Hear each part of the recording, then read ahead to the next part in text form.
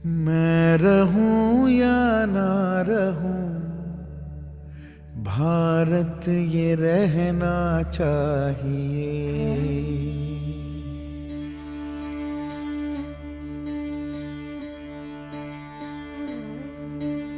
देश से है प्यार तो हर पल ये कहना चाहिए। मैं रहूं या ना रहूं, भारत ये रहना चाहिए। सिलसिला ये बाद मेरे यूं ही चलना चाहिए। मैं रहूं या ना रहूं, भारत ये रहना चाहिए।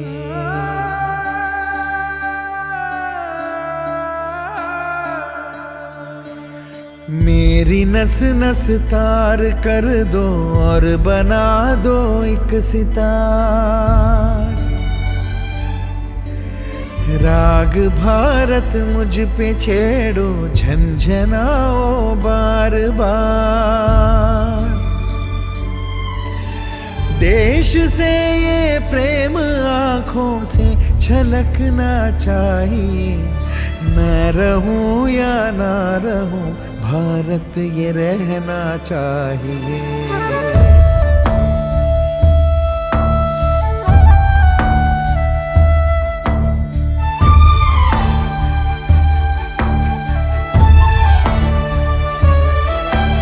शत्रु से कह दो जरा, सीमा में रहना सीख ले। ये मेरा भारत अमर है, सत्य कहना सीख ले। भक्ति की इस शक्ति को बढ़कर दिखाना चाहिए। मैं रहूं या ना रहूं, भारत ये रहना चाहिए।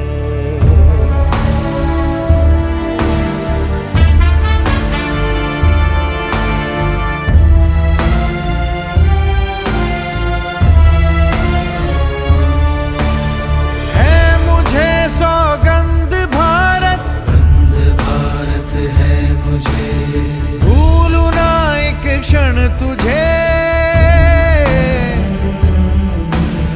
रक्त की हर बूंद तेरी है, तेरा अर्पण तुझे।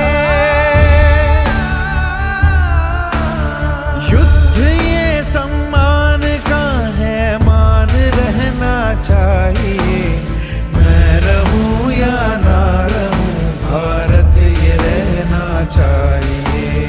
मैं रहूं या ना रहूं, भारत ये रहना चाहिए। मैं रहूं या ना रहूं। Hello hello hello hello hello hello hello hello hello Bharat ये रहना hello hello hello hello hello hello hello hello. Good afternoon, good evening, good morning.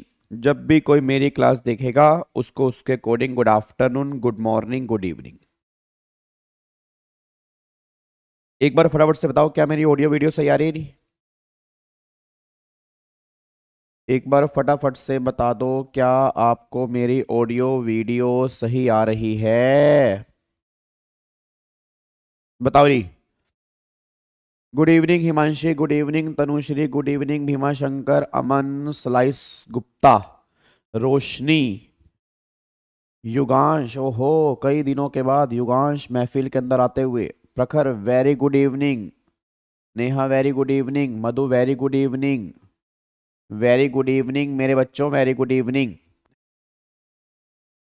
चलो जी, बहुत बढ़िया। आ जाओ फिर फटाफट से, और ये अब टाइम वेस्ट ना करते हुए अपनी क्लास हम स्टार्ट करते हैं। पहले मैंने कुछ आपको होमवर्क दिया था, उसका आंसर बताओ फटाफट से जी। जल्दी बताओ फटाफट से, जो मैंने होमवर्क दिया था उसका मेरे को आंसर बताओ फटाफट से। कल वाली क्लास में जो मैंने आपको होमवर्क दिया था, ग्रेचुटी, पेंशन और लीव इनकैशमेंट, उसका आंसर क्या था मेरे को बताओ फटाफट से जी। जल्दी बताओ, क्या आंसर निकाला आपने?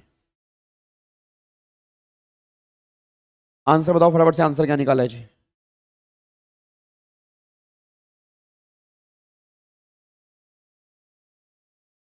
हाँ जी,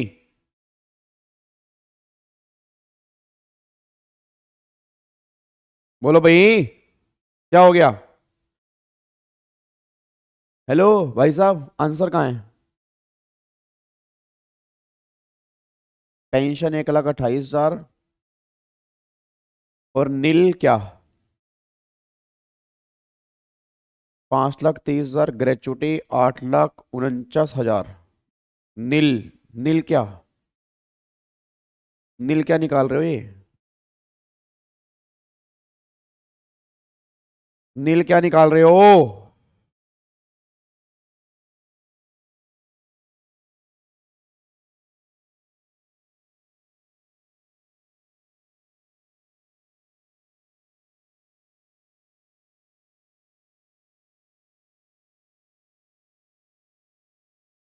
ग्रेचुटी नील, ग्रेचुटी नील, ओके, ग्रेचुटी नील। चलो, आ जाओ फिर फटाफट से, आ जाओ जी, आ जाओ फिर फटाफट से आओ। एक बार अब चेक करते हैं आपने क्या क्या आंसर निकाला है। इधर देखो ध्यान से। अब यहाँ पे एक बार चेक करो, मिस्टर एक्स जो है वो रिटायर कब हो रहा है जी? मिस्टर एक्स जो है वो रिटायर हो रहा है, कब रिटायर हो रहा है जी? मिस्टर एक्स रिटायर हो रहा है 1 नवंबर 2023 को जी। ठीक है जी, वो रिटायर हो रहा है 1 नवंबर 2023 को, after 30 year 11 month of service. और ही receive the 8,000 per month pension, 8,000 per month उसको पेंशन मिल रही है। और 1 फरवरी 2024 को उसने क्या कर दिया, 75% पेंशन जो है उसने कम्यूट करा ली है। ठीक है, और बदले में कितने मिल रहे हैं उसको? 3 लाख मिल रहे हैं। और पेंशन के साथ उसको फॉलोइंग अमाउंट्स और मिल रहा है, ग्रेचुटी मिल रही है 12 लाख रुपए की, और लीव इनकैशमेंट मिल रहा है 8 लाख रुपए का। ठीक है, उसके बाद फिर अदर डिटेल आपको दी गई है। बेसिक सैलरी जो है वो 25,000 है, 5,000 रुपये सैलरी इंक्रीज हुई है आपकी 1 अप्रैल से। डीए दिया हुआ है, कमीशन दिया हुआ है, लीव सैलरी अलाउड कितनी है? 30 दिन की। लीव टेकन कितनी है? वो दी है। रिमेनिंग ईयर आपके 7 साल बचे हैं। और employee not cover under gratuity act है। चलो आओ जी, अब सबसे पहले एक बार पेंशन निकाल लेते हैं। अब अगर पेंशन निकालते हैं तो एक बार पेंशन पे आ जाओ जी। अब रिटायरमेंट कब है? नवंबर 23 को है ना? आ जाओ, अभी आपका है नवंबर 23।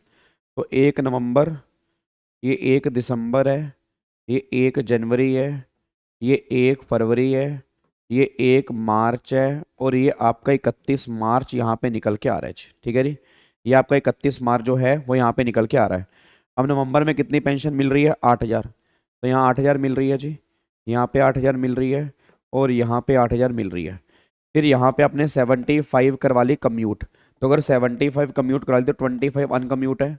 तो 8,000 का 25% कितना आएगा? 2,000 आएगा जी। और यहाँ पर कितना आएगा? 2,000 आएगा। ठीक है जी, तो पहले अनकम्यूट कितनी आ गई? 8,000। तो 8,000 मल्टीप्लाई 3, और 2,000 मल्टीप्लाई आपका निकल के आ रहा है 2। तो 8,000 मल्टीप्लाई 3 कितना आ गया? 24,000 रुपये ये निकल के आ गया। और 2,000 मल्टीप्लाई 2 कितना आ गया? 4,000 रुपये ये आ गया। तो 28,000 रुपये की आपकी पेंशन जो आ रही है वो अनकम्यूट वाली आ रही है जी। ठीक है जी, 28,000 रुपये की, 28,000 रुपये की पेंशन जो आ रही है वो अनकम्यूट वाली आ रही है, इसमें कोई दिक्कत तो नहीं है। चलो, उसके बाद फिर तुम्हें कितने मिले हैं? तुम्हें 3 लाख पेंशन के मिले। अब 3 लाख पेंशन के मिले हैं 75 कम्यूट करा के। तो 3 लाख डिवाइड बाई 75 मल्टीप्लाई 100, तो कितना आ गया? 4 लाख।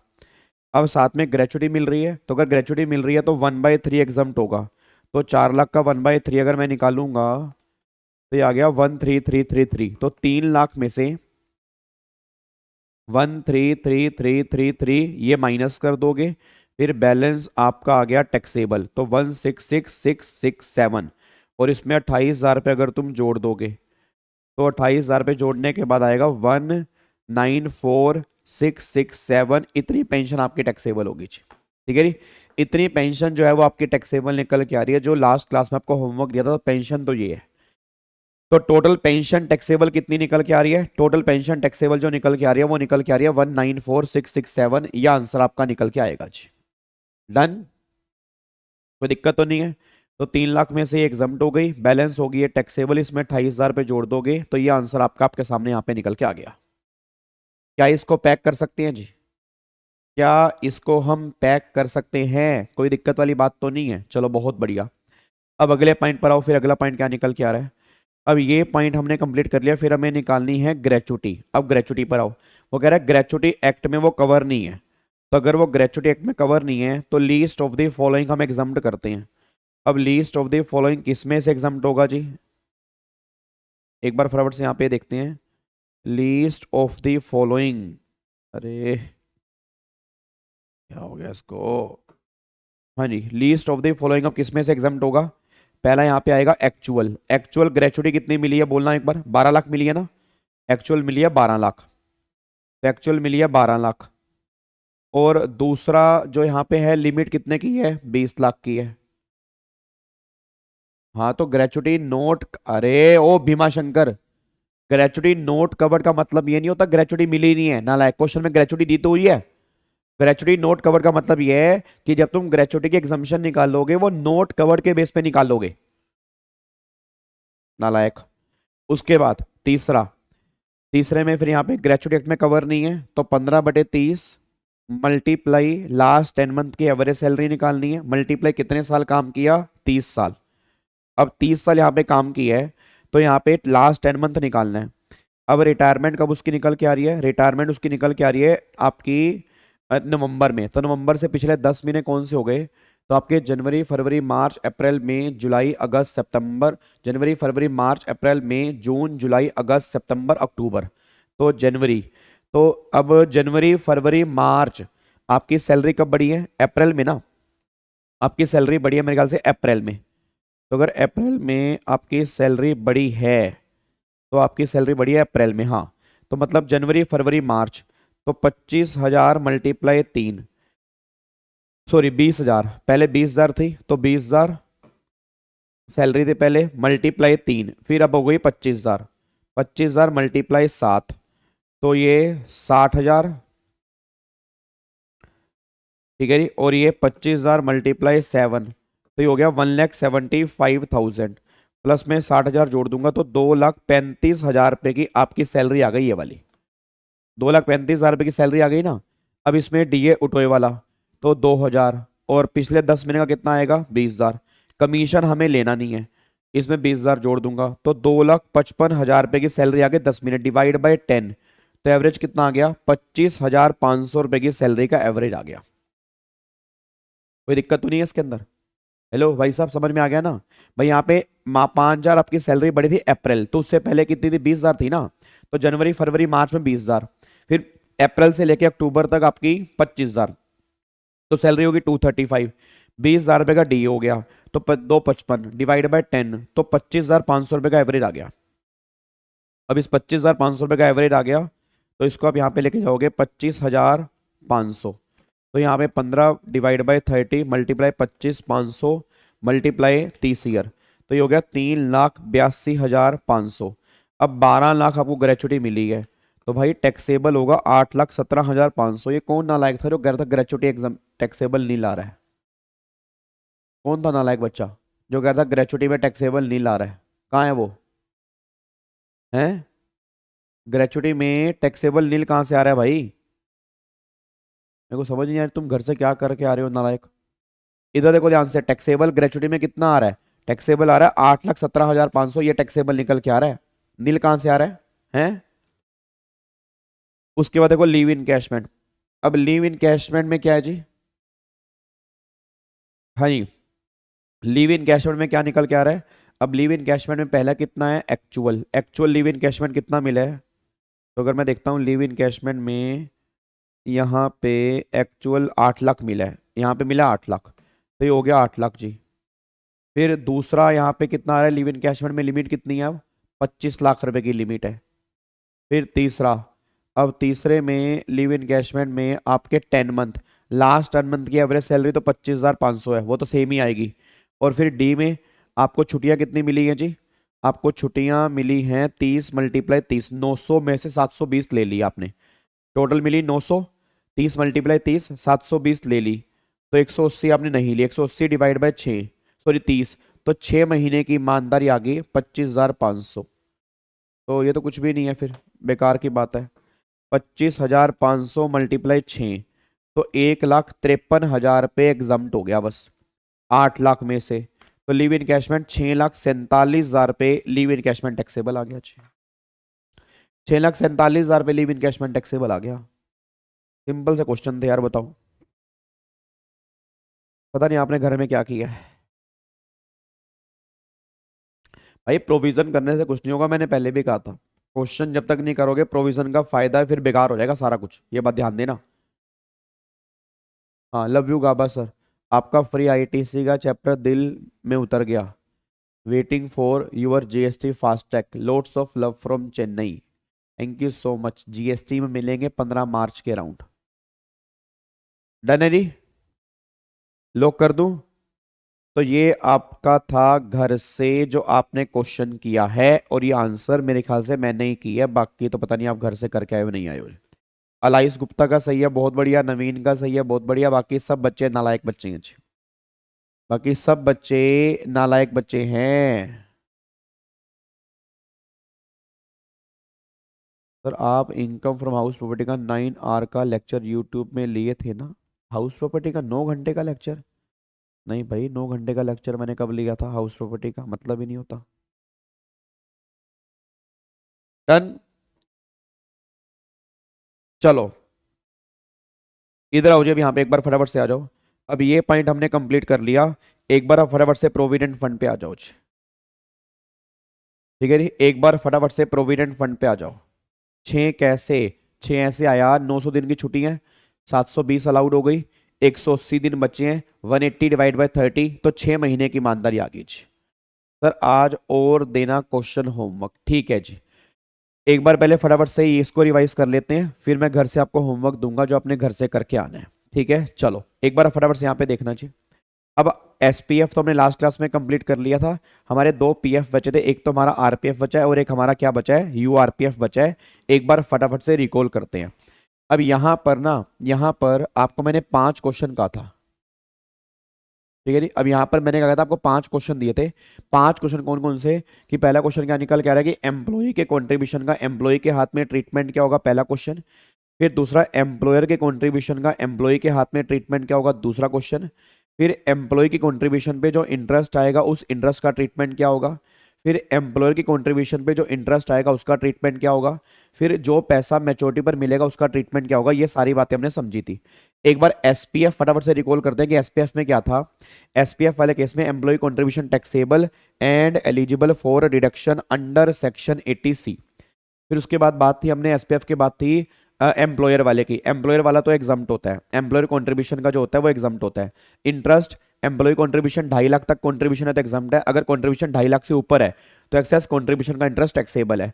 एम्प्लॉयर कंट्रीब्यूशन का इंटरेस्ट एग्जाम्प्ट है, रिटायरमेंट पर मिलने वाला पैसा भी एग्जाम्प्ट है। ये सारी बातें हमने एसपीएफ में कंप्लीट की थी। अब मुद्दा ये निकल के आ रहा है कि आरपीएफ में क्या होगा। देखो आरपीएफ में एम्प्लॉय कंट्रीब्यूशन का तो सेम ट्रीटमेंट होता है, एम्प्लॉय कंट्रीब्यूशन का सेम ट्रीटमेंट होता है। क्या ट्रीटमेंट है? Taxable then eligible for deduction under section 80C। यहां पर ये पॉइंट हमने कंप्लीट किया था। फिर मैंने कहा था कि अगर बेसिक सैलरी आपने पूरी ली हुई है तो अलग से कोई ट्रीटमेंट करने की हमें रिक्वायरमेंट नहीं है, फिर अलग से हम कोई ट्रीटमेंट नहीं करेंगे, बस ये पर ध्यान दो। अगला पॉइंट फिर यहाँ पे क्या निकल के आ रहा है? अगला पॉइंट यहाँ पे निकल के आ रहा है कि एम्प्लॉयर के कंट्रीब्यूशन का एम्प्लॉय के हाथ में ट्रीटमेंट क्या होगा, ये सबसे मेन है। अब यहाँ पर मैंने कहा था कि एम्प्लॉयर ने अगर कंट्रीब्यूशन किया, अगर एम्प्लॉयर ने एम्प्लॉय के आरपीएफ में कंट्रीब्यूशन किया तो 2 केस यहाँ पे निकल के आ रहे हैं। अब गवर्नमेंट ने कहा अगर एम्प्लॉयर ने एम्प्लॉय के आरपीएफ में कंट्रीब्यूशन किया, 2 केस निकल के आ रहे हैं। अगर वो कंट्रीब्यूशन एम्प्लॉय की सैलरी के 12% तक है, एक तो ये केस है, या वो कंट्रीब्यूशन एम्प्लॉय की सैलरी के 12% से ज्यादा है, दूसरा केस सही है। अब अगर ये कंट्रीब्यूशन एम्प्लॉय की सैलरी के, अगर ये कंट्रीब्यूशन एम्प्लॉय की सैलरी के 12% तक है तो गवर्नमेंट ने कहा था फिर 2 केस होंगे, या तो वो 7.5 लाख तक होगा या वो 7.5 लाख से ऊपर है। मतलब 12% तक एग्जम्प्ट है, 12 से ऊपर टैक्सेबल है। बट 12% तक वाला भी एग्जम्प्ट तब होगा अगर वो कंट्रीब्यूशन 7.5 लाख तक है। इट मीन्स अगर कंट्रीब्यूशन सैलरी के 12% तक है एंड 7.5 लाख तक होगा तो फिर वो एग्जम्प्ट हो जाएगा। और अगर वो कंट्रीब्यूशन 12% से ज्यादा है फिर तो वो टैक्सेबल है। बट अगर 12% तक है एंड 7.5 लाख से ऊपर है, जितना भी 7.5 लाख से ऊपर होगा वो एम्प्लॉय के हाथ में क्या बन जाएगा, टैक्सेबल। ये पॉइंट यहाँ पे निकल के आ रहा है। तो सिंपल सी बात ये निकल के आ रही है कि आपको सबसे पहले क्या करना है, आपको ये चेक करना है कि एम्प्लॉयर ने कंट्रीब्यूशन कितना किया, पहले वो निकाल लो। फिर सैलरी का 12, सैलरी का 12 की सैलरी का मतलब क्या है, बेसिक सैलरी प्लस में डीए ऑटोए वाला प्लस में commission percentage based on turnover. मैं दोबारा बोलूंगा, बेसिक सैलरी प्लस में डीए ऑटोए वाला प्लस में commission percentage based on turnover. ये जो सैलरी निकल के आ रही है ना, इसका 12% निकालना है। इसका 12% निकाल लोगे तो 12% तक तो एग्जम्प्ट है, 12% से ऊपर वाला टैक्सेबल कर दो। अब जो 12% रह गया, अगर वो 7.5 लाख तक है फिर तो वो एग्जम्प्ट है, बट अगर 12% 7.5 लाख से ऊपर है तो एक्सेस वैल्यू जो होगी वो टैक्सेबल हो जाएगी। बस ये बात ध्यान दो, वो ये बात कहना चाह रहे हैं जी। इसमें कोई दिक्कत तो नहीं है? पक्का पक्का। 5 लाख की बात तब होती है मेरे बच्चे जब एम्प्लॉय कंट्रीब्यूशन के इंटरेस्ट वाले केस में। अगर एम्प्लॉय कंट्रीब्यूशन कर रहा है 2.5 लाख तक है तो उसका इंटरेस्ट एग्जम्प्ट है, 2.5 लाख से ऊपर है तो वो टैक्सेबल है। बट अगर एम्प्लॉयर कंट्रीब्यूशन ने नहीं किया, अगर एम्प्लॉयर ने कंट्रीब्यूशन नहीं किया तो फिर एम्प्लॉई के कंट्रीब्यूशन में 5 लाख रुपए की लिमिट एप्लीकेबल होती है। ये पॉइंट वो एम्प्लॉई वाले केस में है, इस वाले केस में 5 लाख की लिमिट नहीं है। ठीक है जी। अब अगले पॉइंट पर आओ। अगला पॉइंट फिर क्या निकल के आ रहा है कि एम्प्लॉय के कंट्रीब्यूशन पे जो इंटरेस्ट आएगा उसका एम्प्लॉय के हाथ में ट्रीटमेंट क्या होगा। अब यहाँ पे ध्यान देना जी। अब यहाँ पे याद करो, मैंने क्लास में कहा था 9.5% तक अगर इंटरेस्ट आता है तो एग्जम्प्ट है। अगर तुम्हारा इंटरेस्ट जो आ रहा है वो 9.5% से ज्यादा है तो वो टैक्सेबल है। तो पहले तो तुम ये चेक करो क्या इंटरेस्ट 9.5% से ऊपर आ रहा है। आंसर इज यस, तो 9.5% से आने वाला ऊपर वाला जो इंटरेस्ट होगा वो हो जाएगा टैक्सेबल। फिर सेकंड, अगर इंटरेस्ट आ रहा है 9.5% तक तो फिर ये चेक करो, अगर इंटरेस्ट 9.5% तक है एंड कॉन्ट्रीब्यूशन 2.5 लाख तक है, अगर इंटरेस्ट 9.5% तक है एंड कॉन्ट्रीब्यूशन 2.5 लाख तक है फिर तो इंटरेस्ट एग्जम्प्ट है। बट अगर एम्प्लॉय वाला कॉन्ट्रीब्यूशन 2.5 लाख से ज्यादा है, अगर एम्प्लॉय वाला कॉन्ट्रीब्यूशन 2.5 लाख से ज्यादा है, चाहे इंटरेस्ट 9.5% ही क्यों ना हो तो वो टैक्सेबल हो जाएगा। बस ये पर ध्यान दो जी। तो देखो यहां पर क्या लिखा हुआ है जी, अगर कॉन्ट्रीब्यूशन 2.5 लाख तक है एंड इंटरेस्ट भी 9.5% तक है तो वो एग्जम्प्ट है। अगर कॉन्ट्रीब्यूशन 2.5 लाख से ज्यादा है, इंटरेस्ट 9.5% तक है तो वो एक्सेस वाला टैक्सेबल है। बट अगर इंटरेस्ट 9.5% से ऊपर होगा तो एक्सेस इंटरेस्ट जो होगा वो एम्प्लॉय के हाथ में टैक्सेबल है। यहां पर ये पॉइंट निकल के आ रहा है जी। इसमें कोई दिक्कत वाली बात तो नहीं है? सर सारांश में 7.5 लाख वाला पॉइंट कहाँ है? 7.5 लाख वाला पॉइंट इन्होंने अलग से दिया हुआ है, इसमें कंबाइन करके नहीं दिया हुआ ना। ये कंबाइन तो मैंने की है, क्योंकि तुम अलग अलग पढ़ोगे तो मुश्किल लगेगा, तो मैंने यहाँ पे कंबाइन कर रखा है। उन्होंने कहाँ दिया है मेरे से पूछ लो, उन्होंने कहाँ दिया है? उन्होंने एनपीएस, आरपीएफ और सुपर एनुएशन फंड कंबाइन करके वहां पे 7.5 लाख की लिमिट दे रखी है। अब तुम अलग से पढ़ोगे तुम्हारे पल्ले नहीं पड़ेगा, इसलिए मैंने यहाँ पे तुम्हें कंबाइन करके दे रखा है जी।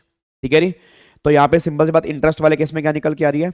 इंटरेस्ट वाले केस में अगर 9.5% से ऊपर है तो टैक्सेबल है। अगर इंटरेस्ट 9.5% तक है एंड कॉन्ट्रीब्यूशन भी 2.5 लाख तक है तो एग्जम्प्ट है। अगर इंटरेस्ट 9.5% तक है, कॉन्ट्रीब्यूशन 2.5 लाख से ऊपर है तो टैक्सेबल है। और अगर इंटरेस्ट 9.5% से ऊपर होगा तो वो क्या होगा? टैक्सेबल। और देखो मैंने लिखा भी है, अगर ओनली एम्प्लॉय कॉन्ट्रीब्यूशन करता है तो लिमिट 2.5 लाख की जगह 5 लाख की हो जाएगी। बस ये पर ध्यान दो जी। क्या मेरी बात समझ में आ रही है? सर 12% और 7.5%, अरे नालायक 7.5% नहीं है, 7.5 लाख है। एक तो 7.5% कहाँ से लेकर आ गए? इधर देखो ध्यान से, मैं तुम्हें समझाता हूँ। इधर देखो, हेलो भाई साहब, इधर देखो अब तुम ध्यान से सुनो, ध्यान से मैंने क्या बोला है। मान लो सर आप बोलते थे ना कि टैक्स फील करवा देंगे, सच में अब टैक्स फील होने लगा है। सैल्यूट है सर आपको, thank you so much. Thank, एक तो ये सौरभ, ये नाम बदल बदल के आ रहा है, मेरे को लग रहा है नालायक। इधर देखो ध्यान से, मैं कहना क्या चाह रहा हूं। अब 2 मिनट सुन लो, 2 मिनट सुन लो। एम्प्लॉई है, इसकी सैलरी जो है मान लो 80 लाख रुपए की है। अब सुन लेना, इस एग्जाम्पल में समझ लेना, ठीक है जी। एम्प्लॉई है, इसकी सैलरी जो है वो 80 लाख रुपए की है। ठीक है, एम्प्लॉय की सैलरी कितनी है? 80 लाख रुपए की है। एम्प्लॉय ने आरपीएफ में कंट्रीब्यूशन किया, लेट्स टेक एन एग्जांपल, मान लो कितने कंट्रीब्यूशन किया, मान लेते हैं एम्प्लॉय ने कंट्रीब्यूशन किया for example 12% of salary. Employer ने कंट्रीब्यूशन किया आरपीएफ में मान लो 12% ऑफ सैलरी। बात समझ में आ रही है मेरी बात? ठीक है। अब जो इंटरेस्ट आ रहा है, इंटरेस्ट ऑन एम्प्लॉय कंट्रीब्यूशन, तो वो जो आ रहा है ना वो 10% आ रहा है। अब समझ लेना ध्यान से, इस एग्जांपल के अंदर मैं कहना क्या चाह रहा हूं, बहुत तरीके से समझ लेना। चलो थोड़ा सा और कॉम्प्लिकेटेड कर देता हूं ताकि तुम्हें बढ़िया से तरीके में समझ में आ जाए। ये 12% की जगह मान लो 13% ऑफ सैलरी है और 13% ऑफ सैलरी है। अब बहुत ध्यान से सुन लेना, सुन लेना तरीके से। सबसे पहली बात, एम्प्लॉई ने कंट्रीब्यूशन किया 13% ऑफ सैलरी, सैलरी कितनी 80 लाख, उसका 13% निकाल लो। अब अगर 80 लाख का 13% निकाल लूंगा तो 80 लाख का 13% कितना आ रहा है, ये आ रहा है 10,40,000। तो हमें क्या करना है, हमें तो बेसिक सैलरी पूरी लेके चलनी है, तो ऑटोमेटिकली वो टैक्सेबल हो जाएगा। तो 80 लाख रुपए की बेसिक सैलरी हमने पूरी ले ली, तो एम्प्लॉय कंट्रीब्यूशन दोबारा से नहीं लेंगे क्योंकि ऑलरेडी बेसिक सैलरी में वो ऐड है। अब यहाँ पे एम्प्लॉयर कंट्रीब्यूशन कितना जुड़ेगा वो देखना है, और एम्प्लॉय कंट्रीब्यूशन का जो इंटरेस्ट है उसका ट्रीटमेंट क्या होगा वो देखना है। तो पहले एक बात मेरे को बताओ, एम्प्लॉयर ने कंट्रीब्यूशन कितना किया है, एम्प्लॉयर ने भी किया 13% ऑफ सैलरी। अब एम्प्लॉयर ने किया 13% ऑफ सैलरी, तो इसने किया 10,40,000, इतना किया। एग्जम्प्ट कितना है, सैलरी का 12%, तो इसका 12% कितना आएगा, 9,60,000 पे, ये आ रहा है 12%। तो 12% से ऊपर कितना है, 12% से ऊपर है 80,000 पे, 12% से ऊपर है तो ये तो हो जाएगा टैक्सेबल। ये 80,000 पे ये तो हो गया टैक्सेबल, 80,000 तो ये निकल के आ गया, प्लस 80,000 हो गया। अच्छा, अब 12% से ऊपर वाला टैक्सेबल हो गया, अब कितना रह गया, 12% रह गया। अब 12% रह गया ना, अब 12% कितना है, 9,60,000। अब गवर्नमेंट ने कहा 12% एग्जम्प्ट है, बट इसके भी दो टुकड़े हैं। अगर ये 7.5 लाख तक है तो एग्जम्प्ट है, अगर ये 7.5 लाख से ऊपर है तो टैक्सेबल है। तो 9,60,000 माइनस में 7.5 लाख करूंगा तो 2,10,000, तो ये 2,10,000 पे ये भी टैक्सेबल हो जाएगा। ठीक है, तो अब ये कितना हो गया, 2,90,000 पे एम्प्लॉयर कंट्रीब्यूशन एम्प्लॉय के हाथ में टैक्सेबल हो गया। ये कहना चाह रही है गवर्नमेंट कि 12% से ऊपर वाला वो तो टैक्सेबल हो ही गया, 12% तक वाला एग्जम्प्ट होता है, बट 12 तक वाला भी कब एग्जम्प्ट होता है, गवर्नमेंट ने बोला अगर ये 9,60,000 पे हैं, इसके दो टुकड़े करो 7.5 लाख तक और 7.5 लाख से ज्यादा। अब ये 7.5 लाख तक है तो ये एग्जम्प्ट है, इतना तो एग्जम्प्ट है, और 7.5 लाख से ऊपर कितना, 2,10,000 पे, तो ये प्लस में ये 2,90,000 पे हम एम्प्लॉयर के हाथ में यहाँ पे कर देंगे टैक्सेबल। कोई दिक्कत तो नहीं है, क्या इसको पैक कर सकते हैं, पक्का पक्का। चलो अब इंटरेस्ट की बात करते हैं। अब इंटरेस्ट कितना है, 10% है एम्प्लॉय कंट्रीब्यूशन पर। एम्प्लॉय ने कंट्रीब्यूशन कितना किया है, 10,40,000 पे एम्प्लॉय ने कंट्रीब्यूशन किया है। अब सबसे पहला काम तो है कि जो इंटरेस्ट हमें आ रहा है 10% आ रहा है, तो 9.5% से ऊपर कितना आ रहा है, 0.5 आ रहा है। तो पहले तो 10,40,000 रुपए का 0.5% इंटरेस्ट कर दो टैक्सेबल। तो 10,40,000 का 0.5 कितना आएगा, 10,40,000 का 0.5, तो ये आएगा कितना आ रहा है, 10,40,000 का 0.5%, 5,200 रुपये, ये आ गया। ये 5,200 ये टैक्सेबल हो गया, 9.5% से ऊपर वाला टैक्सेबल हो गया। अब कितना बचा, 9.5। अब गवर्नमेंट ने कहा जो ये 10,40,000 है 9.5% तक एग्जम्प्ट है, बट कब, अगर ये कंट्रीब्यूशन 2.5 लाख तक है, मतलब 10,40,000 में 2.5 लाख अलग कर दो, 2.5 लाख अलग कर दो, 2.5 लाख अलग कर दो, इसका तो इंटरेस्ट नहीं लाएगा। अब 2.5 लाख से ऊपर कितने हैं, 10,40,000 माइनस में 2.5 लाख, ये है 7,90,000, 7,90,000 रुपए का। अब यहां पे इंटरेस्ट कितना आएगा, 9.5%। तो 7,90,000 का 9.5% कितना आ गया, ये आ गया 75,050 प्लस में 5,200 रुपये, तो ये आ गया 80,250 रुपए का इंटरेस्ट, ये भी टैक्सेबल हो गया जी। इसमें कोई दिक्कत परेशानी हो तो बता दो भाई, इसमें कोई दिक्कत तो नहीं है, हेलो भाई साहब, इसमें कोई दिक्कत परेशानी तो नहीं आ रही, अरे बोलो, क्लियर हो गया। तो ये कहना चाह रहा हूं बस मैं, भाई 2.5 लाख तक का इंटरेस्ट एग्जम्प्ट है, 2.5 लाख से ऊपर वाला जो है उसका इंटरेस्ट टैक्सेबल है जी। ठीक है, ये इंटरेस्ट आपके हाथ में टैक्सेबल है, तो ये 9.5% ये आ गया, 5,200 ये आ गया, अब ये टैक्सेबल हो गया। अब तुम इसको जोड़ के ग्रोस सैलरी निकाल दो, माइनस में 50,000 रुपए की स्टैंडर्ड डिडक्शन माइनस कर दो, तुम्हारी टैक्सेबल सैलरी तुम्हारे हाथ में निकल के आ जाएगी जी। बताओ जी, क्या मेरी बात समझ में आ रही है, क्या आपको मेरी बात समझ में आ रही है, लॉक कर दो इसको। चलो, तो वही पॉइंट मैंने यहाँ पे लिखा हुआ है, बस वही पॉइंट मैंने यहाँ पे लिखा हुआ है, देखो जी। ठीक है, चलो अब अगले पॉइंट पर आओ जी। अब एम्प्लॉयर का इंटरेस्ट, एम्प्लॉयर का क्या होगा, वही 9.5 तक एग्जम्प्ट है, 9.5 से ऊपर टैक्सेबल है, बट वही अगर कंट्रीब्यूशन आपका ठीक है जी। अगर कंट्रीब्यूशन जो है वो 7.5 लाख से ऊपर है तो वो क्या कर देंगे, टैक्सेबल कर देंगे। अब याद करो 7.5 लाख से ऊपर कंट्रीब्यूशन का ना निकालने का तरीका होता था, याद है किसी को? ये तो मैंने क्लास में करवाया भी था, अगर थोड़ा बहुत याद आ रहा हो। टैक्सेबल पोर्शन कैसे निकालते थे, PC divide by 2 multiply R. PC का मतलब क्या होता है, फिर यहाँ पे एक और भी था, इसमें क्या करते थे, PC1 प्लस में TP1 मल्टीप्लाई आर, अगर आपको थोड़ा बहुत याद आ रहा हो जी। तो पीसी का मतलब था जितना 7.5 लाख से ऊपर कंट्रीब्यूशन है। ये आपके मॉड्यूल में क्वेश्चन दिया हुआ है, आपके मॉड्यूल में एक ये वाला क्वेश्चन दिया हुआ है, वो मैं तुम्हें एक तो वो होमवर्क दे रहा हूं, तुम्हें घर से करके आना है। पेज नंबर एक बार चेक कर लेना, सैलरी वाले क्वेश्चन में, सैलरी में ये PC divide by 2 multiply R वाला क्वेश्चन है, क्या पता वो आपको इस बार के एग्जाम में देखने को मिल जाए। ठीक है ना, अगर नहीं होगा तो मुझे बता देना, वो मैं करवा दूंगा, बट एक बार ट्राई करके आना। वो इस फॉर्मूले वाला क्वेश्चन है, वो इंटरेस्ट एम्प्लॉय का था जी। Yes yes yes yes yes, ये सम भी है इलस्ट्रेशन 10। हाँ वही बात मैं कह रहा हूँ, एक बार आपने घर से होमवर्क ट्राई करके आना है। तो पीसी का मतलब देखो मैंने लिखा है जितना कंट्रीब्यूशन 7.5 लाख से ऊपर है। आर कैसे निकालते हैं, याद है आर कैसे निकालते हैं? आर कैसे निकालते हैं, I divide by F average. I का मतलब क्या होता है, जो आपने इनकम कमाई during the previous year. F average का मतलब क्या होता है, opening balance of fund plus में closing balance of fund divide by 2 कर दोगे तो आपका एफ एवरेज निकल के आ जाएगा। अब अगर आई को एफ एवरेज करोगे तो आपका रेट निकल के आ जाएगा, फिर उस रेट को इससे मल्टीप्लाई करोगे, आपका इंटरेस्ट पोर्शन टैक्सेबल जो होगा वो निकल के आ जाएगा। इस तरह से कैलकुलेशन करेंगे। अब उस क्वेश्चन में क्या दिया मैं तुम्हें बता रहा हूं। अब क्या लिखा है, how to find out the closing balance of fund.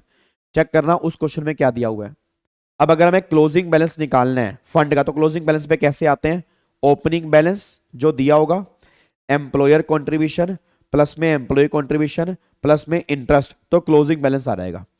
अब मेरे ख्याल से ना जो उस तुम्हारे मॉड्यूल में क्वेश्चन दिया हुआ है, अगर आप एक बार चेक करोगे, उसमें क्वेश्चन में क्या दिया हुआ है, उन्होंने ओपनिंग बैलेंस दिया हुआ है, क्लोजिंग बैलेंस दिया हुआ है, एम्प्लॉयर कंट्रीब्यूशन दिया हुआ है, एम्प्लॉय कंट्रीब्यूशन दिया हुआ है, इंटरेस्ट नहीं दिया हुआ।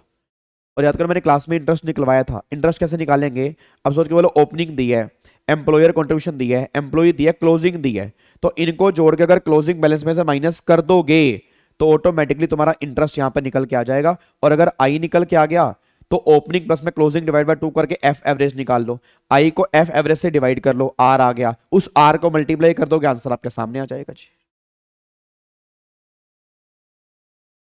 यस विमल, यस जी। तो ये वाला क्वेश्चन एक बार अपने घर से ट्राई करके आना है, ये आपके मॉड्यूल में क्वेश्चन दिया हुआ है, बस ये पर ध्यान देना जी।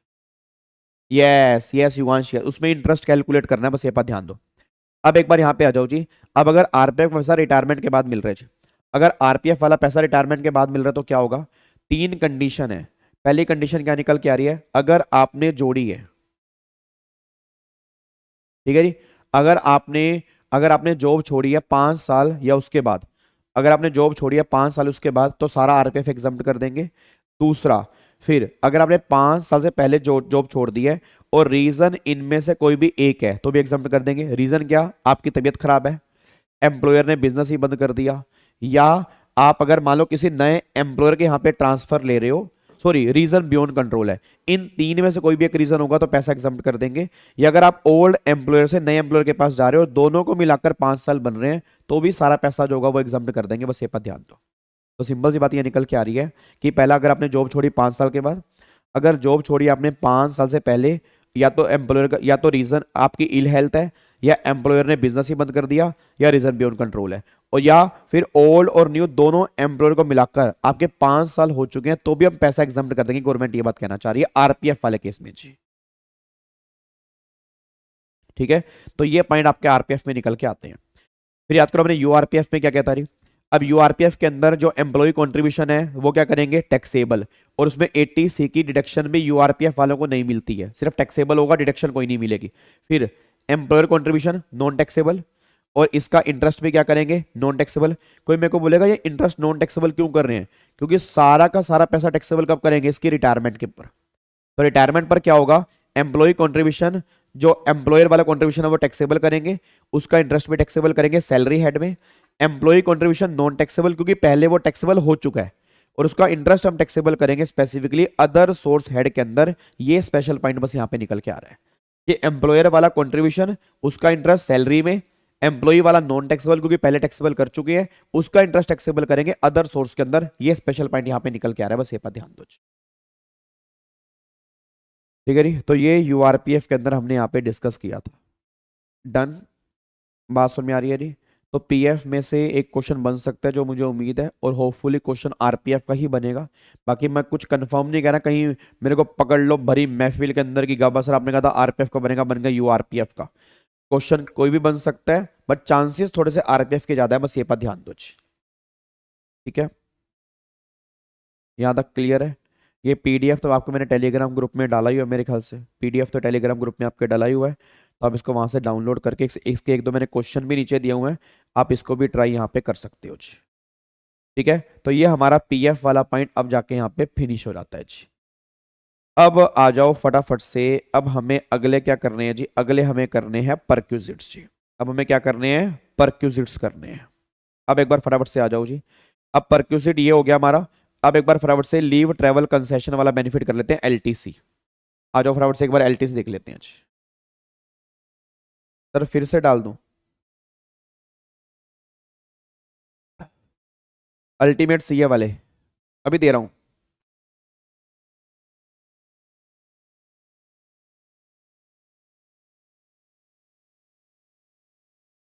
सर आपके हिसाब से लगभग 5 हेड के इंडिविजुअल क्वेश्चन कम आते हैं यार बहुत।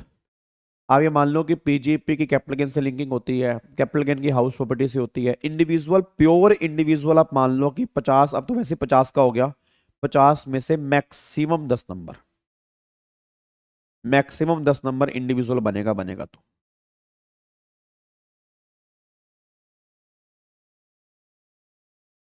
सर मिल नहीं रहा, अल्टीमेट सीए वाले में मैं डाल दूंगा जी। अल्टीमेट सीए वाला चैनल बना हुआ है या उसमें, या मेरा भी एक चैनल है पर्सनल, मेरा भी एक चैनल है विवेक गाबा के नाम से, अब उसमें भी जाओगे, उसमें भी मेरे चैनल पे आई थिंक 47,000 फैमिली के मेंबर हैं, तो उस पर भी चले जाना आप। तो उसके अंदर भी आप सर्च में लिखोगे प्रोविडेंट फंड, आपको मिल जाएगा जी। अगर आप प्रोविडेंट फंड लिखोगे तो मिल जाएगा। ठीक है, चलो इधर देखो ध्यान से, एक बार अब एलटीसी वाला पॉइंट देखते हैं, एलटीसी वाले में क्या है। पहले मेरे को सारे बच्चे बोलो 4 साल में कितनी एलटीसी मिलती है। 4 साल में 2 एलटीसी मिलती हैं जी। 4 साल में 2 एलटीसी का मतलब क्या है कि पूरे इंडिया में कहीं पर भी घूमने जाओगे, सारा ट्रैवलिंग खर्चा गवर्नमेंट क्या कर देगी, एग्जाम्प्ट कर देगी। अब अगर बाय एयर जा रहे हो इकोनॉमी क्लास एग्जाम्प्ट है, बाय रेल जा रहे हो फर्स्ट क्लास एग्जाम्प्ट है, बाय बस जा रहे हो डिलक्स क्लास एग्जाम्प्ट होती है, और ट्रैवलिंग खर्चा एग्जाम्प्ट होगा, रहने खाने पीने का जो होगा वो सारा का आपका टैक्सेबल होगा। फिर मैंने कहा था कि अगर आपने एलटीसी नहीं ली है तो only one LTC can be carry forward, एक एलटीसी जो है वो कैरी फॉरवर्ड कर देंगे और कोई भी दूसरी एलटीसी हम कैरी फॉरवर्ड नहीं करेंगे। फिर अगर आपने एलटीसी को इन कैश करवा लिया है तो फुली टैक्सेबल होगा, कोई भी एग्जम्पशन नहीं मिलेगी। फिर एलटीसी अगर बर्थ आपका 1 अक्टूबर 98 से पहले का है तो अनलिमिटेड बच्चे एग्जम्प्ट हैं। अगर बर्थ 1 अक्टूबर 98 या उसके बाद का है तो मैक्सिमम 2 बच्चे एग्जम्प्ट होंगे, 2 बच्चे से ऊपर वाले बच्चे एग्जम्प्ट नहीं होंगे।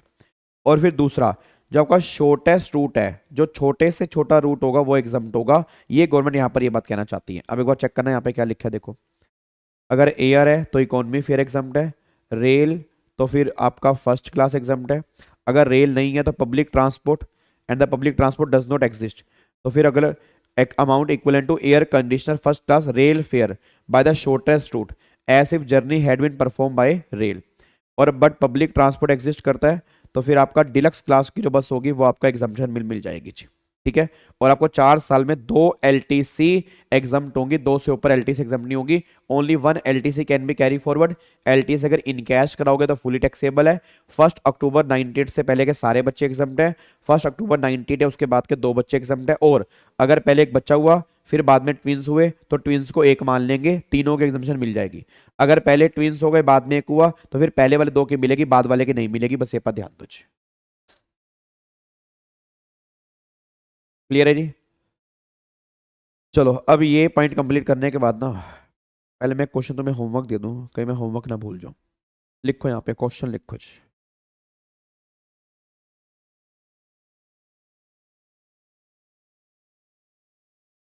लिखना है क्वेश्चन।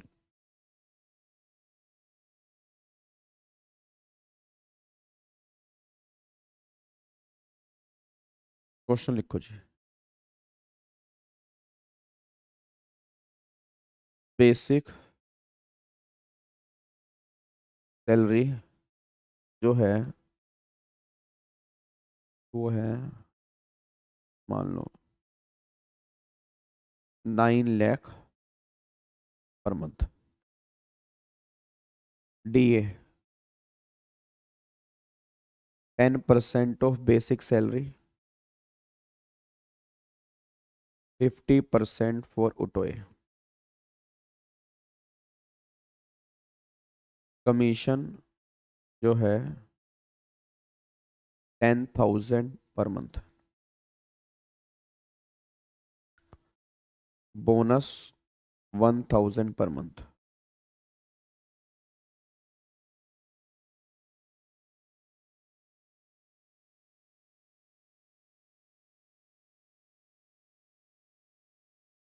उसके बाद travelling allowance 480 per month. Amount spend 500 per month. Out station allowance 4,000 per month. Amount spend 3,500 पर month.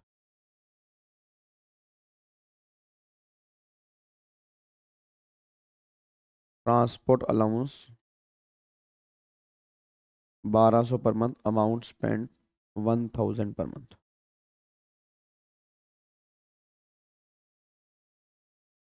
Employee contribution in RPF 14% of basic salary. Employer contribution in RPF match with employ.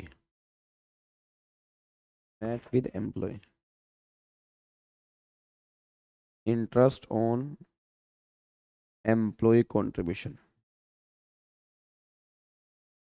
11% per annum. सिर्फ मैंने employ का दिया जी, employer का नहीं दिया, तो employer के इंटरेस्ट का ट्रीटमेंट नहीं करना आपको। Professional tax paid by employee 500 रुपये per annum. 1,500 per annum receive from employer. 1,500 per annum receive from employer.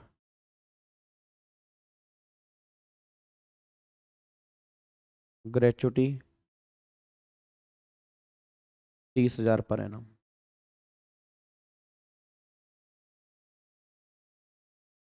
Leave salary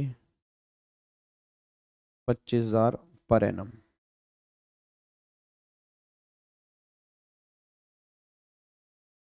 कौन सा रिपीट कर दूं? आउट स्टेशन जो है 4,000 पर मंथ। आउट स्टेशन जो है वो 4,000 पर मंथ है, और 3,500 पर मंथ आपने अमाउंट स्पेंड की है।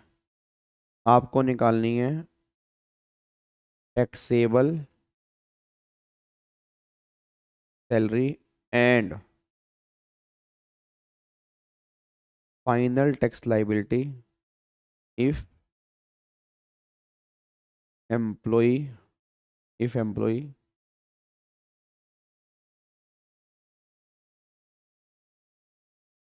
Shifting out to 115 BSc। If employee shifting out to 115 BSc। ठीक है जी, तो ये आपने क्वेश्चन घर से करके आना है।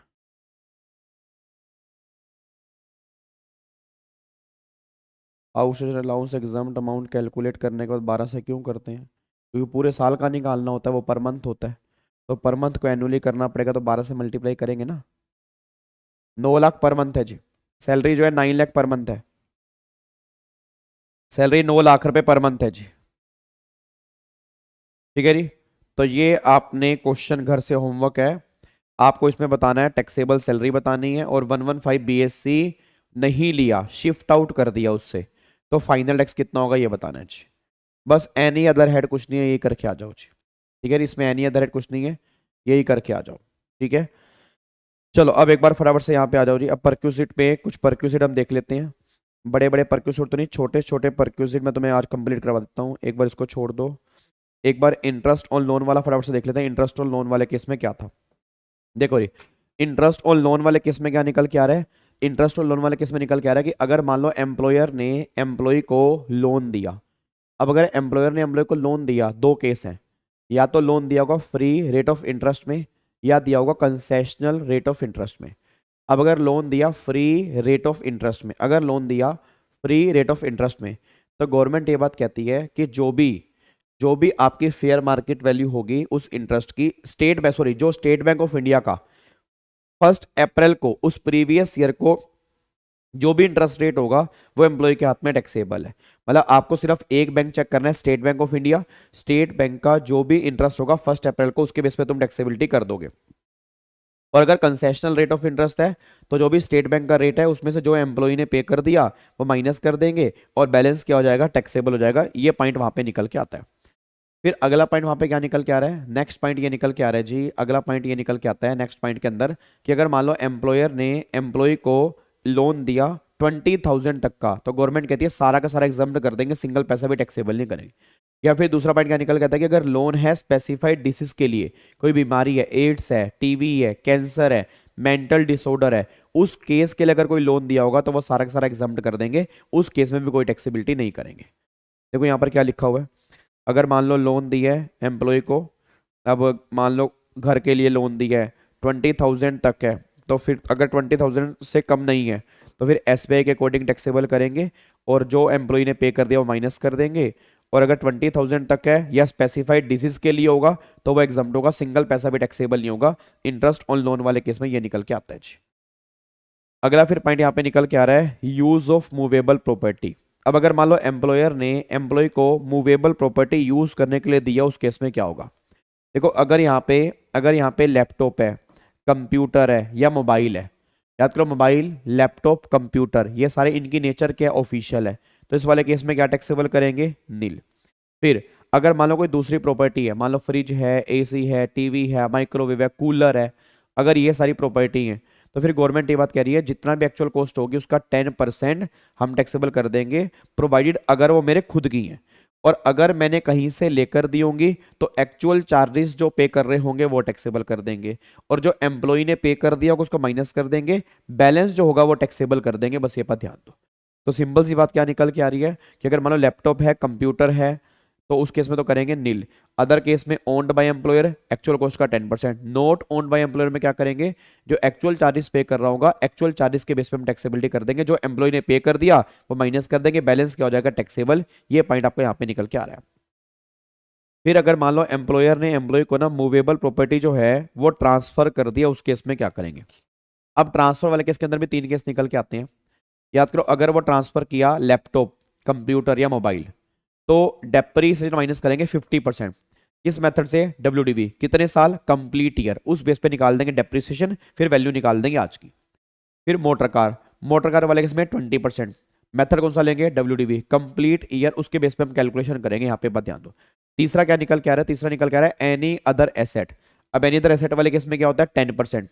10% किसका लेंगे, एसएलएम मेथड, और कैसे लेंगे, कंप्लीट ईयर, उस बेस पे कैलकुलेशन करेंगे। ये बात ध्यान दो, ये सारी बातें आपकी यहाँ पे निकल के आती हैं। ट्रांसफर ऑफ मूवेबल प्रॉपर्टी वाले केस में डेप्रीसिएशन माइनस करने के बाद आज की वैल्यू निकालोगे, देन कंपेयर करोगे, फिर चेक करोगे फायदा हो रहा है नुकसान हो रहा है, उस बेस पे टैक्सेबिलिटी करेंगे। ये बात ध्यान दो जी। क्या बात समझ में आ रही है जी, पक्का पक्का। चलो अब सैलरी का मतलब क्या क्या है वो बाद में एक बार देख लेंगे। स्टैंडर्ड एक्शन हमने कर ली है और बस इसके अंदर बाकी दिया ही नहीं है। और भाई साहब ये सारांश है या सारांश का भी सारांश है, बताओ। गिफ्ट वाले लंच फैसिलिटी दिया ही नहीं है कुछ इन्होंने, ओ भाई साहब। चलो जी, अब बाकी फिर मैं आपको एक बार बता रहा हूँ। ये तो आरएफए हो गया ना, आरएफए वाला तो मैंने आपको बता ही दिया। आरएफए वाला तो अमेंडमेंट में कर ही चुके हैं जी। आरएफए वाला तो है, आरएफए वाला पॉइंट तो अमेंडमेंट में कर चुके हैं ना, आरएफए में कोई दिक्कत तो है नहीं। अब सुनो ध्यान से, फिर मैं कहना क्या चाह रहा हूँ। अब इसके अलावा कुछ और भी बेनिफिट है, याद करो। एक तो बेनिफिट हमने गिफ्ट वाला किया था। अब यहां पर मैंने कहा था कि अगर एम्प्लॉयर ने एम्प्लॉय को गिफ्ट दिया तो उसके बाद 2 केस थे, या तो वैल्यू होगी 50, सॉरी, या तो आपका गिफ्ट होगा मनी फॉर्म में, ठीक है, या वो गिफ्ट होगा नॉन मनी फॉर्म में। अगर गिफ्ट होगा मनी फॉर्म में तो फुली टैक्सेबल है, फिर कोई 5,000 रुपये की, कोई कुछ 1,000 रुपये की लिमिट नहीं है। अगर गिफ्ट होगा नॉन मनी फॉर्म में तो दो केस होंगे, 5,000 तक का एग्जाम्प्ट है और 5,000 से ऊपर वाली एक्सेस वैल्यू टैक्सेबल है। सर सारांश में कुछ नहीं है, नहीं बहुत कुछ है नालायक। एक्चुअली में तो पता क्या किया है इन्होंने, जो मोस्ट मोस्ट मतलब एक टेक्निकल टॉपिक है ना जो मोस्ट इंपॉर्टेंट है वो समराइज किए हैं। जो छुटपुट चिल्लर से हैं, मतलब फुद्दू से है ना, बिल्कुल छोटे छोटे टॉपिक है, उनको इन्होंने हटा दिया। और वो कह रहा है छोड़ यार इसको, ये बच्चा खुद भी पढ़ लेगा। मेन दिया इन्होंने बहुत कुछ है सर, 200 पेज की बुक है, 200 पेज की बुक कम नहीं होती। तो मेन जो क्रिटिकल टॉपिक होते हैं ना उसको इन्होंने कंसाइज करने की कोशिश की, जो पहले कंसाइज है वो इन्होंने उड़ाई दिए जी। ठीक है जी। तो यहाँ पे गिफ्ट वाले केस में ये निकल के आ रहा है, मनी वाले केस में आपका फुली टैक्सेबल है, नॉन मनी वाले केस में 5,000 तक एग्जाम है, 5,000 के बाद क्या है टैक्सेबल है। फिर अगला निकल के आता है फ्री मील्स वाले केस में क्या है। याद करो फ्री मील्स वाले केस में क्या होता है, अगर मान लो ऑफिस आवर्स में ब्रेकफास्ट मिला है, मान लो चाय पानी मिला, ब्रेकफास्ट है, तो 50 रुपये पर मील की लिमिट यहाँ पर नहीं है, फुली एग्जाम्प्ट है। मतलब ब्रेकफास्ट वाले केस में क्या है, फुली एग्जाम्प्ट है। बट अगर मान लो वही, अगर मान लो लंच है, अगर मान लो लंच मिल रहा है तो 50 रुपये पर मील तक एग्जाम्प्ट है, 50 रुपये पर मील तक एग्जाम्प्ट है। और उसके बाद अगर होगा तो एक्सेस वैल्यू जो होगी वो एम्प्लॉय के हाथ में टैक्सेबल है। ये पॉइंट यहाँ पे निकल के आ रहा है। तो मतलब ब्रेकफास्ट और स्नैक्स तो फुली एग्जाम्प्ट होंगे ऑफिस आवर्स में, लंच वाले केस में 50 रुपये पर मील की लिमिट एप्लीकेबल हो जाएगी, उतना तक एग्जाम्प्ट होगा। उसके बाद फिर हम क्या कर देंगे टैक्सेबल। ये पॉइंट आपका निकल के आ रहा है। ठीक है। और क्लब मेंबरशिप बेकार की बात है, क्लब मेंबरशिप एग्जाम के लिए इतना रेलिवेंट नहीं है। क्लब मेंबरशिप में तो ये था बिजनेस क्लब है तो एग्जाम्प्ट है, अगर बिजनेस क्लब नहीं है पर्सनल क्लब है तो जो एम्प्लॉयर पैसा दे रहा होगा वो टैक्सेबल है। क्रेडिट कार्ड वाले केस में भी सेम था। क्रेडिट कार्ड वाले केस में अगर क्रेडिट कार्ड बिजनेस में यूज कर रहे हो तो फायदा मुझे कुछ हो नहीं रहा, नहीं लाएगा। अगर पर्सनल यूज कर रहे हो तो जो क्रेडिट कार्ड चार्जेस होंगे वो टैक्सेबल होंगे। बेकार से एग्जाम के लिए स्किप कर सकते हो। फिर वाटर, इलेक्ट्रिसिटी, गीजर, गैस, ये गार्डनर, स्वीपर, तो इसके अंदर सिंपल सी बात है जो भी एम्प्लॉय पे कर रहा होगा वो क्या कर देंगे टैक्सेबल। ये भी एग्जाम में नॉर्मली किसी काम का नहीं है। फिर एक पॉइंट हमने किया था याद करो, चिल्ड्रन एजुकेशन फैसिलिटी वाले केस में। अब चिल्ड्रन एजुकेशन फैसिलिटी वाले केस के अंदर मैंने कहा था एक तो होता है अलाउंस, एक होता है परक्यूजिट। अलाउंस वाले केस में क्या होता है, 100 रुपये पर मंथ की लिमिट होती है ना, वहां 2 बच्चों की लिमिट होती है। परक्यूजिट वाले केस के अंदर मैंने कहा था कि वहां पर अगर आपके 2 केस होंगे, या तो वो स्कूल एम्प्लॉयर के खुद का होगा या स्कूल एम्प्लॉयर के खुद का नहीं होगा।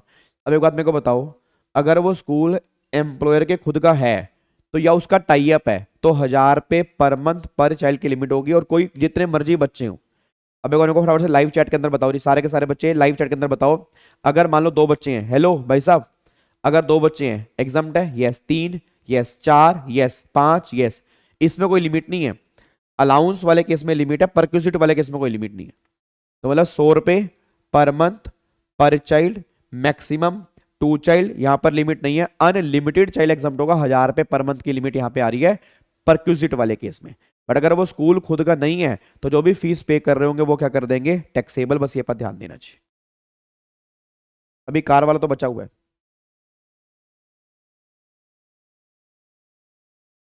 अमेंडमेंट कल, इसमें कौन सी अमेंडमेंट आई है भाई? सैलरी में और कोई अमेंडमेंट नहीं है। सैलरी वाली अमेंडमेंट तो हम डिस्कस कर चुके हैं, आरएफए वाली तो। और कौन सी अमेंडमेंट है?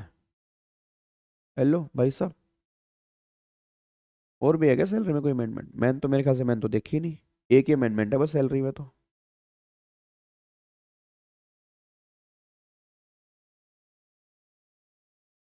ये अदर सोर्स की है।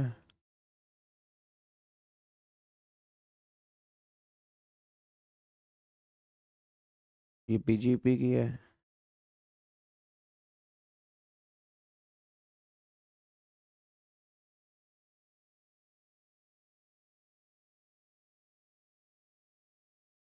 ये तो वो है कर तो ली सैलरी में, कौन सी अमेंडमेंट कह रहे हो?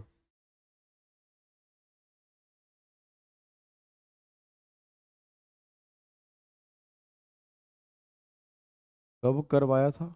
ओ रोशनी, बेकार की बातें मत करो। सर सैलरी में रिट्रेंचमेंट कंपनसेशन वाली लिमिट 25 लाख हो गई भाई। रिट्रेंचमेंट में नहीं हुई, वो लीव इनकैशमेंट के अंदर हुई है। रिट्रेंचमेंट के अंदर 5 लाख ही है अभी। अभी मैंने अदर सोर्स वाली अमेंडमेंट करवाई तो थी, ये वाली ग्रेज सैलरी, ये वाली। नालायक।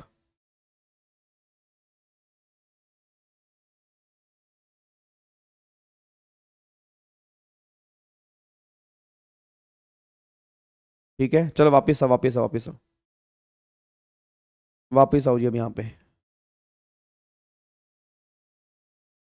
अब एक बार यहाँ पे चेक करो। तो हाँ, आपको मैं क्या बता रहा था अभी, चिल्ड्रन एजुकेशन फैसिलिटी वाला पॉइंट हो गया। अब यहाँ पे फिर एक परक्यूजिट हमारा यहाँ पे था, मेडिकल परक्यूजिट। अच्छा, मेडिकल परक्यूजिट में क्या था, याद है किसको? मेडिकल परक्यूजिट में क्या था? मेडिकल परक्यूजिट में क्या निकल के आ रहा है? मेडिकल परक्यूजिट में दो केस निकल के आते हैं, अगर आपको याद आ रहा हो। या तो इलाज होगा उसका इंडिया में, या इलाज होगा इंडिया से बाहर। अगर इलाज होगा इंडिया में, अगर इलाज होगा इंडिया में, तो या तो स्पेसिफाइड हॉस्पिटल में होगा, या वो स्पेसिफाइड हॉस्पिटल में नहीं होगा। वो स्पेसिफाइड हॉस्पिटल कौन कौन से हैं? हॉस्पिटल एम्प्लॉयर के खुद का है, गवर्नमेंट का है, गवर्नमेंट अप्रूव है, लोकल अथॉरिटी का है। और अगर किसी स्पेसिफाइड डिसीज के लिए फेमस है और इलाज भी स्पेसिफाइड डिसीज का हो रहा है, तो गवर्नमेंट ने का वो सारा एग्जाम्प्ट है।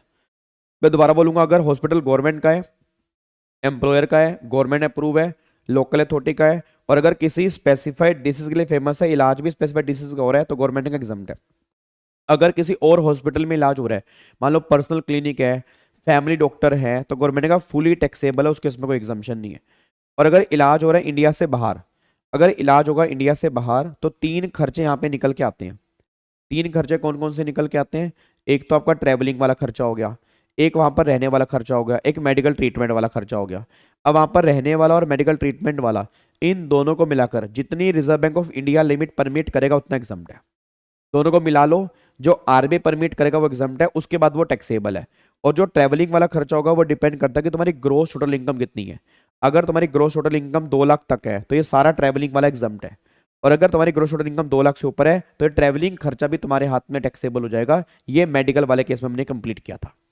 और मेडिकल वाले केस में ना हमने एक पॉइंट और भी कंप्लीट किया था। अगर एम्प्लॉयर एम्प्लॉय की हेल्थ का इंश्योरेंस करवा रहा है, उसके लिए जो प्रीमियम पे कर रहा है, तो वो ध्यान देना कि वो जो है वो भी एग्जम्प्ट हो जाएगा। उस केस में भी कोई टैक्सेबिलिटी नहीं होगी, मेडिकल इंश्योरेंस प्रीमियम वाले केस में। दूसरा यहाँ पर स्पेशल पॉइंट क्या है, ये जो मेडिकल परक्यूजिट है एम्प्लॉय को नहीं मिलता, एम्प्लॉय के साथ में फैमिली वालों को ही मिलता है। एम्प्लॉय एंड उसकी फैमिली दोनों यहाँ पर कवर होगी। और फैमिली में कौन कौन कवर होगा? बीवी और बच्चे हमेशा अच्छे, मम्मी पापा भाई बहन वो तब अच्छे जब वो हमारे ऊपर डिपेंडेंट है। ग्रैंड पेरेंट्स जो होंगे वो यहाँ पे कवर नहीं होंगे फैमिली वाली डेफिनेशन के अंदर, बस ये पर ध्यान देना चाहिए। तो ये पॉइंट हमने यहाँ पे एडिशनल यहाँ पे और कंप्लीट किया था, अगर आपको याद आ रहा हो। ठीक है, तो मेरे ख्याल से एक हमारा कौन सा पड़ा है? मोटर कार पड़ा हुआ है। एक हमारा पड़ा हुआ है मोटर कार। बस मोटर कार के अलावा और कौन सा पड़ा हुआ है? LIC वाला। LIC का जितना भी प्रीमियम पे करोगे, LIC प्रीमियम जो पे करोगे, वो हम क्या कर देंगे? फुली टैक्सेबल कर देंगे, जितना भी प्रीमियम पे किया। फिर एक सुपर एनुएशन फंड वाला। सुपर एनुएशन फंड वाले के अंदर मैंने कहा था कि अगर मान लो एम्प्लॉयर ने एम्प्लॉय के सुपर एनुएशन फंड में कंट्रीब्यूशन किया, या न्यू पेंशन स्कीम में कंट्रीब्यूशन किया, या RPF में कंट्रीब्यूशन किया, तो वैसे इन तीनों को मिलाकर 7.5 लाख रुपए की लिमिट है। ठीक है ना? अगर मान लो क्वेश्चन में तुम्हें एक ही दी है, तो एक में 7.5 लाख की लिमिट है। बट अगर ये तीनों दिए हैं, तीनों को कंबाइन करके 7.5 लाख की लिमिट है, इतना एग्जाम्प्ट है, इसके बाद टैक्सेबल है। सुपर एनुएशन फंड हो गया, NPS हो गया, RPF हो गया, इन तीनों को मिलाकर गवर्नमेंट बोलती है 7.5 लाख तक कंट्रीब्यूशन है तो एग्जाम्प्ट है। अगर वो 7.5 लाख से ऊपर होगा तो वो टैक्सेबल होगा। उसके बाद कौन सा हो गया? स्वेट इक्विटी शेयर हो गया। स्वेट इक्विटी शेयर वाले केस में क्या था कि अगर मान लो एम्प्लॉयर ने एम्प्लॉय को स्वेट इक्विटी शेयर इशू किए, तो जो भी फेयर मार्केट वैल्यू होगी वो एम्प्लॉय के हाथ में टैक्सेबल होगी। और अगर कुछ पैसे चार्ज किए हैं, तो जो एम्प्लॉय ने पे कर दिया होगा वो माइनस कर देंगे, बैलेंस यहाँ पे टैक्सेबल कर देंगे। ये वाला पॉइंट भी हो गया जी। ठीक है, तो एक पॉइंट हमारा बैलेंस बचा है सैलरी के अंदर, मोटर कार वाला। ठीक है जी, अब सुनो ध्यान से, अगली क्लास में एक तो आते मोटर कार करवा दूंगा, आपका होमवर्क चेक करूंगा। ठीक है, और अगली क्लास के अंदर ही हम कैपिटल गेन का चैप्टर, कैपिटल गेन प्लस में अदर सोर्स, वैसे अदर सोर्स तो हम ऑलमोस्ट कंप्लीट कर चुके हैं ना, कैपिटल गेन हम स्टार्ट कर देंगे नेक्स्ट क्लास के अंदर से। देखो हमारी ये 4 तारीख है, 5 तारीख आपकी क्लास, 5 तारीख है ना? हाँ 5 तारीख है, 5, 6, हाँ तो मेरे को लग रहा है कि हम 15 तारीख तक ख़त्म कर देंगे अच्छे से। क्योंकि ना मेरे को मेन है कि फटाफट से मैं PGP के ऊपर आऊँ, कैपिटल गेन PGP दोनों को हम अच्छे तरीके से करें। क्योंकि फिर उसके बाद हमें टोटल इनकम वाले क्वेश्चन करने हैं और देन फिर हम आएंगे जीएसटी के ऊपर जी। देन फिर हम जीएसटी के ऊपर आएंगे जी। ठीक है, तो कल आते ही हम मोटर कार वाला करेंगे। कल आते ही हम मोटर कार वाला करेंगे। सर प्लीज एक बात सुन लो, एक बात को दो तीन बात सुन लेंगे, बताओ। ठीक है जी, तो कल आते हम क्या करेंगे, कल आते ही हम मोटर कार वाला कर लेंगे। मोटर कार वाला करेंगे, आपने वो क्वेश्चन घर से कंप्लीट करके आना है, ये बात ध्यान देना। और कल हम कैपिटल गेन का चैप्टर फिर स्टार्ट कर देंगे जी। ठीक है, तो कल शाम को हम फिर मिल रहे हैं सेम टाइम पर 9 बजे सेम जगह पर। ओके जी, bye bye, Tata, thank you so much, God bless you, bye bye, love you all. Only one attendant, yes, सिर्फ वन अटेंडेंट अलाउड होगा नवीन, सिर्फ वन अटेंडेंट अलाउड होगा।